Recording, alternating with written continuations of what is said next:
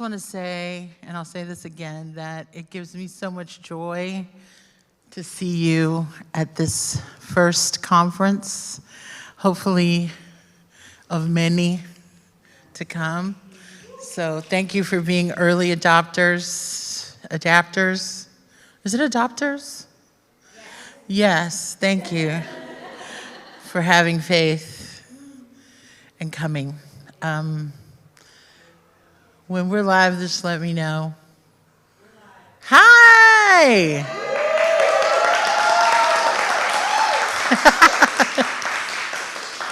Thank you so much. For those who are present and for those who are our HowlRound friends and for those who are on Zoom virtually at this conference, it gives me great pleasure to welcome you to the first ever Global Majority Intimacy Conference.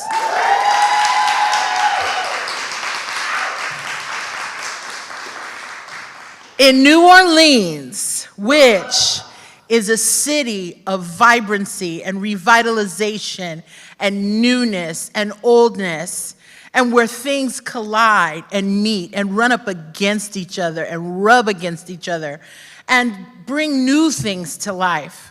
It is the perfect place to be a part of the No Dream Deferred convergence of talents. This has been a month-long experience for everyone coming here to this space, the Andre Kalu Performance Arts Center, right in the heart of the Jazz Festival. I mean, we are here in the hotbed of what is happening fresh and new in our country. And I could not be more pleased and more honored to introduce this next person to you. So shall I begin?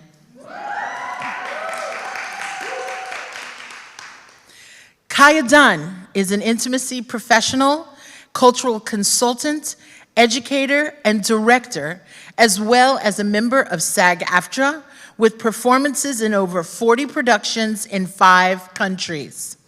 She specializes in intersection between intimacy, race, and culture, presenting work in Germany, Australia, who's from Australia? We've got some Australian people here, and England and the UK, as well as the United States.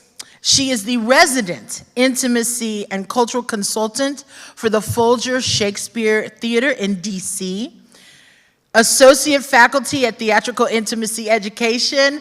Yes, we love TIE. Get after it. If you haven't taken a course there, TIE is the place to take your courses in intimacy and consent and boundary work.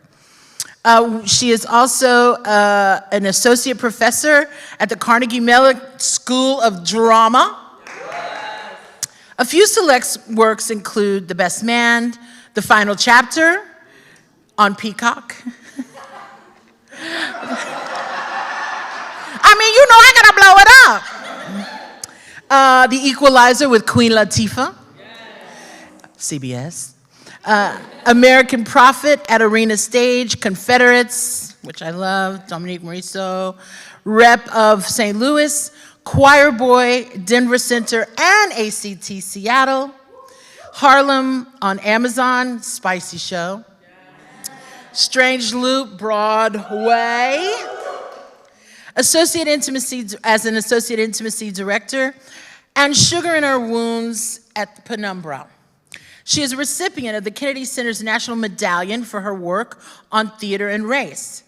Kaja has produced in several journals and books about race and theater, intimacy, including co-authored a chapter in Art and Research Companion to Shakespeare and Contemporary Performance, a chapter on Black American intimacy, and several upcoming chapters on cultural competency. Her proudest work is mothering her 3 sons, Ian, Zeke, and August. Thank you for letting us borrow your mama. Please welcome Kaja Dunn.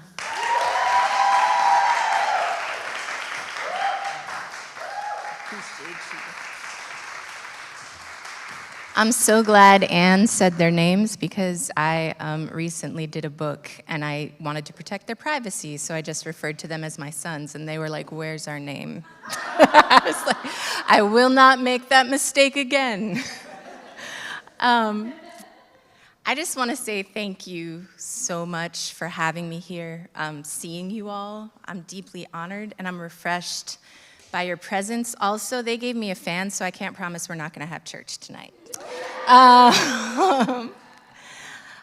There's a quote by a playwright and a journalist who I really like, and he says, "The burden of history some can walk away from and we can't.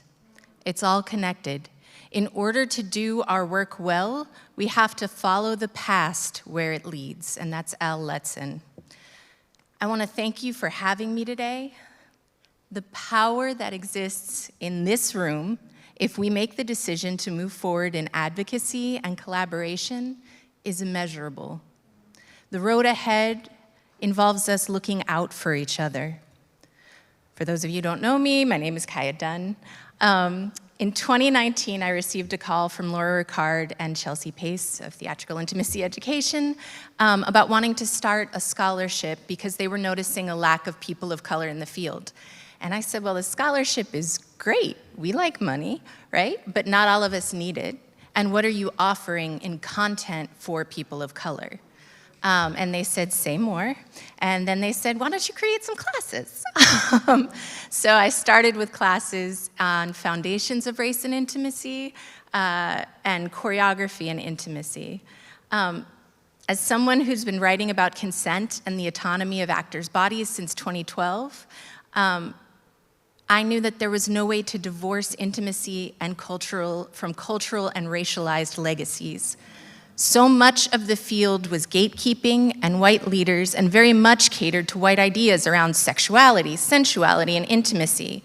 Since then, we've seen a proliferation and specialization and an acknowledgement of diverse perspectives, such as Anne James, an intimacy coordinators of color, Michaela Carrietti of Australia's Key Intimate Scenes, Denise and Sasha when they spoke to Elle and said, and on the article, what it's like to be a Black intimacy coordinator in the era of consent and political resistance. And many of these same companies have started BIPOC groups. And yet, when some of them talk about their diversity initiatives, it is rare to hear them name the leaders in the field of color who inspired these ideas. They are building on our backs while leaving us out of the work. When these intimacy choreographers in the field publicly lament the lack of diversity and even try to take credit to diversify the field, all while supporting policies that would codify professionals from the global majority out of the work. When these professionals proclaim in public articles that there's a lack of diversity that they're sad about while ignoring and not mentioning the intimacy professionals of the global majority that they know, that is a manipulation of the system. Now, when it comes to the subject of love and intimacy, four mothers, Bell Hooks, Audre Lorde, Toni Morrison, Angela Davis, and many others laid the groundwork for the field of intimacy. Intimacy and sex are both deeply cultural on one hand and entrenched with tropes of colonization on the other. That carries with it misinformation, and there's so much to be explored in the applications of their theories and words to the practice of stage intimacy, choreography, coordination, direction, and how it can impact the performance of intimacy on stage and screen. At the heart of it, the negotiations we engage in as people, particularly marginalized people, must navigate both our own multiple histories and the complexity of the outside gaze.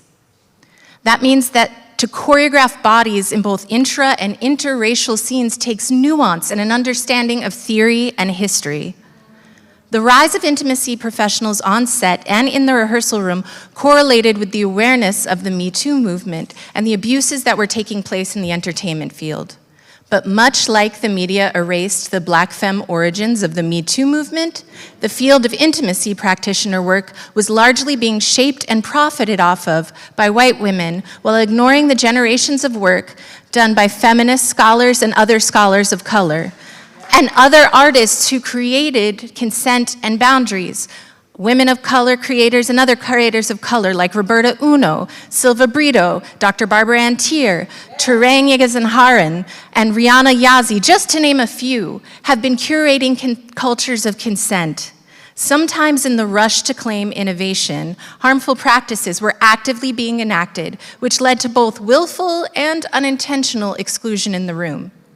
We can look at all the rich histories in each of our many cultures and find directors who knew and crafted what Dr. Sherelle Luckett calls a culture of care for the marginalized.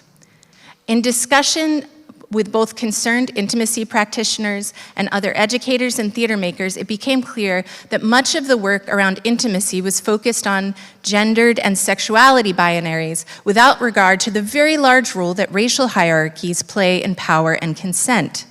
Race affects power and consent dynamics. To fully advocate and to bring about a culture of consent, one must understand how this is at play in the room due to things like the history of colonization and sex, hidden white women power dynamics, scarcity, perceived power, and false universal standards. Race and culture impact intimacy just like they impact every other area of our lives. Michael White said, "It would not be possible to fully understand the history, current status, and multiple effects of current policy either in the UK or the US without placing race as a core element of one's analysis. Race, though a social construction, functions as an absent presence in the marketplace and in a discussion of standards. And while sex differences are rooted in biology, how we come to understand and perform gender is based on culture. If we accept this, then we must also embrace the notion that intimacy is deeply cultural and is a skill set of both research and lived experience.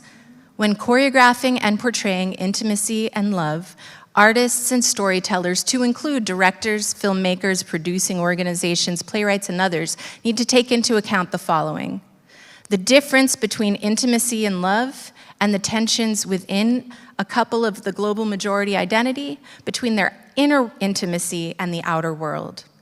That history and tropes shape portrayals of the global majority for folks in things like love and sex, and how these assumptions and expectations have shaped and limited the role of artists and intimacy professionals, particularly those of color. How historical tropes shape audience perception and actors' boundaries within the portrayal. One cannot create a consent-based environment or even choreograph a valid and truthful story without considering these factors. For example, I'm gonna tell y'all a little story. Recently, researchers discovered this film called Something Good, Negro Kiss. It was made in 1898. It was a 29-second clip with a story of African-American intimacy. It starred Saint Suttles and Gertie Brown, and it is a film free, 1898, free of racist stereotypes. It is full of coyness, passion, flirtation, and rhythm. While Suttles and Brown were filming this celebration of Black love, white Americans were subjecting African Americans to lynching, rampant violence, fueled by racist propaganda, which many have argued amounted to attempted genocide. The same year Something Good was being made, the only successful coup d'etat on American soil, the Wilmington Massacre, was occurring. During the Wilmington Massacre, white Americans, unhappy with the hard-won new wealth and political power of the African American population, held an insurrection. We don't know anything about that. Brutally murdering Black duly elected politicians, and as their bodies, killing them and piling their bodies in the lakes of Wilmington.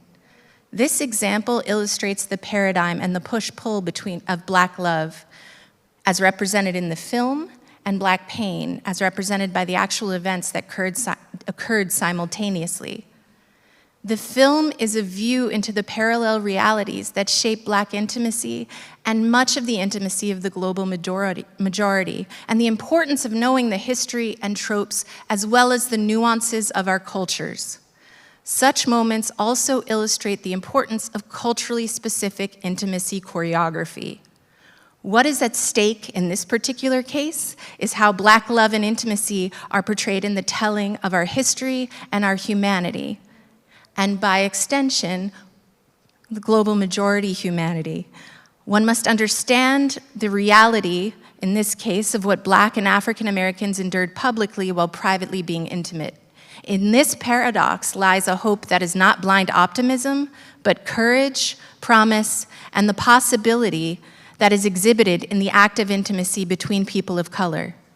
To not understand the violence or the circumstances out of which Black American culture developed is to overlook key factors in choreographing and storytelling Black intimacy at best, and at worst, to reinforce centuries of anti-Black tropes. To effectively serve as an intimacy professional, one must also understand that race complicates consent. Historical factors, inequitable power structures, hidden racial dynamics, history, and scarcity around roles means that intimacy professionals need to be aware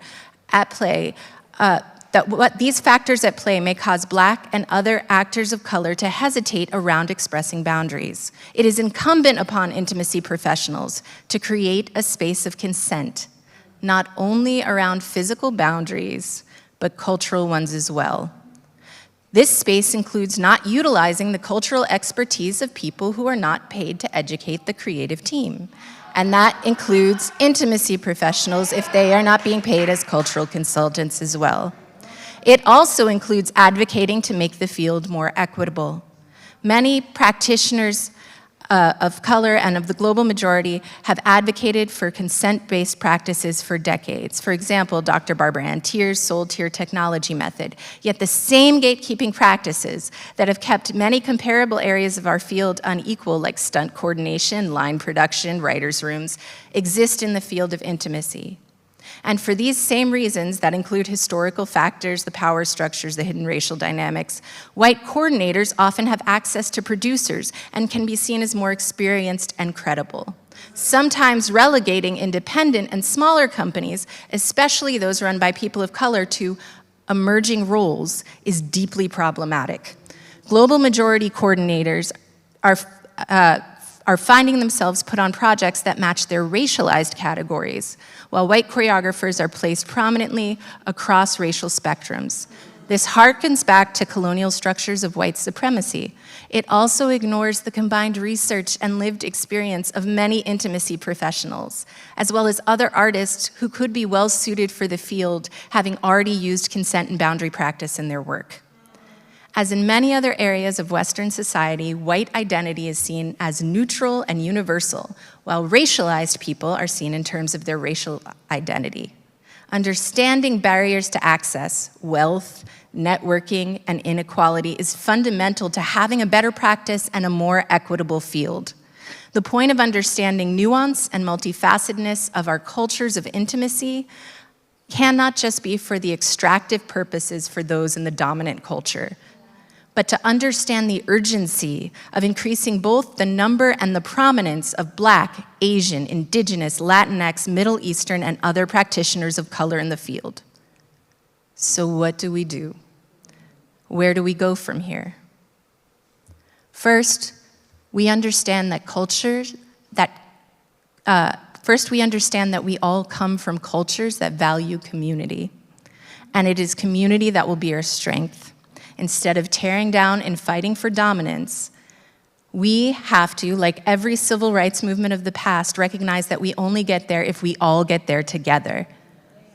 This means that when I get a role, or when I'm in a room that's hospitable to other people, I bring someone with me. It means I take time to talk to folks who are looking to enter the field. It means I educate actors. It means that I do my part to make sure that this field is about caretaking, and the field that should be about community actually is. Secondly, we recognize that our cultures and communities are not a deficit. We bring so much to the table from our different viewpoints that to only center it on a lack in a system of supremacy that has always and will always create things to its own power, but instead we can point to the gifts that we have and the way that we know how to make things like brown on brown skin, touching shoulders, and hair sensual. To understand that we are born with a rhythm that moves us and creates joy, that we can harness our birthright, our culture, and bring our full selves into the room, and we can usher others to bring their full selves into the room without shame or hesitation around their own boundaries. Finally, we network and we advocate. By not acting out of a scarcity paradigm, we build with each other and not for transactional purposes, but to create family and siblings. Siblings that will carry us as we make our voices known to unions, producers, and the fields that we go into. We unify, we stand for and with each other. It takes bravery, it takes courage, and it is not always the most expedient way, but it is the most sustainable and the strongest way to the top.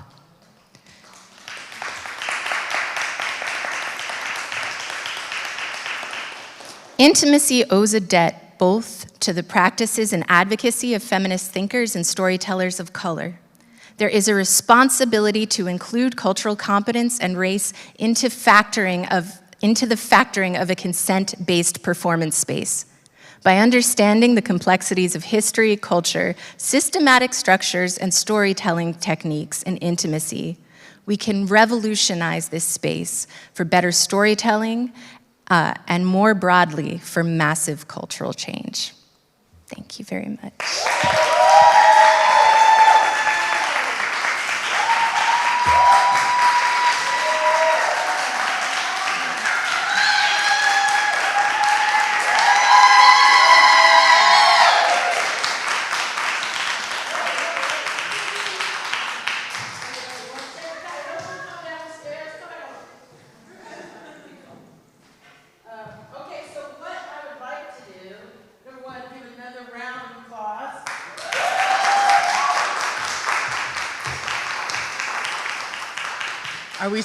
Are we still HowlRounding? Okay, great. Hi. I just want to thank you so much. Thank you for introducing me. I am Ann James. I didn't introduce myself. But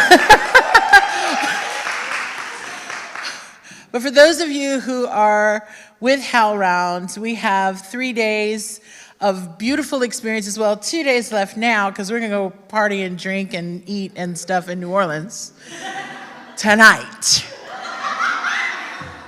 But tomorrow, if you would like to join us, you can do so through globalintimacyconference.org.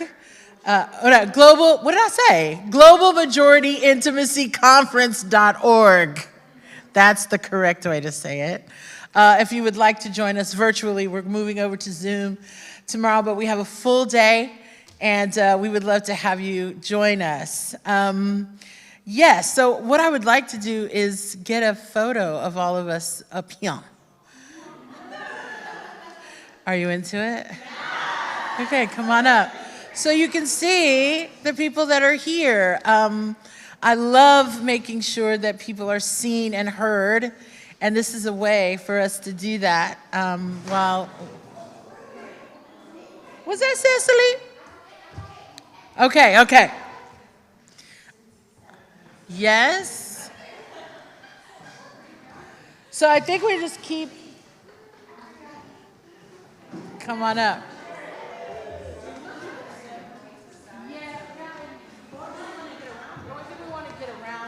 Yeah, do we want to move this to the side? Yeah. Can we move this? If you tip it back, it rolls. You got it? If you tip it back, it rolls. Okay, I got it. Watch it. Yes, we are not stage managers, and there is a person.